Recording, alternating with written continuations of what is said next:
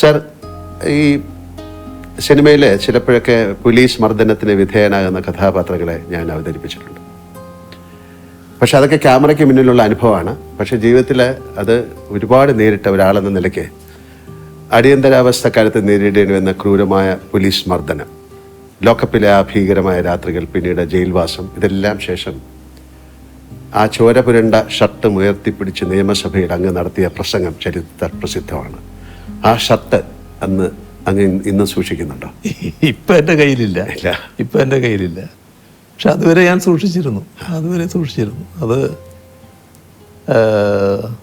അതൊക്കെ ഒരു പ്രത്യേക അനുഭവത്തിലുള്ളതാണല്ലോ. നമ്മളെ ലോക്കപ്പിൽ ഞാനന്ന് ചെറുപ്പമാണ്, അതുകൊണ്ട് അതിനെ അതിജീവിക്കാൻ കഴിഞ്ഞു എന്ന് പറയാം. പക്ഷേ നമ്മുടെ അടിച്ച് തോല് പൊളിക്കുക എന്ന് പറയുന്നില്ലേ, എൻ്റെ ഈ ശരീരത്തിൻ്റെ തൊലി പൊളിഞ്ഞു പോയിരുന്നു. ഈ അടി കൊണ്ടിട്ട് നീര് കെട്ടിയിട്ട് അതിൻ്റെ ആ തൊലി പോയിട്ട് വേറെ തൊലി വന്നിരുന്നു. അങ്ങനത്തെ ഒരു അവസ്ഥയുണ്ടായിരുന്നു. അത് അത്തരത്തിലുള്ളതായിരുന്നു തല്ല്. പിന്നെ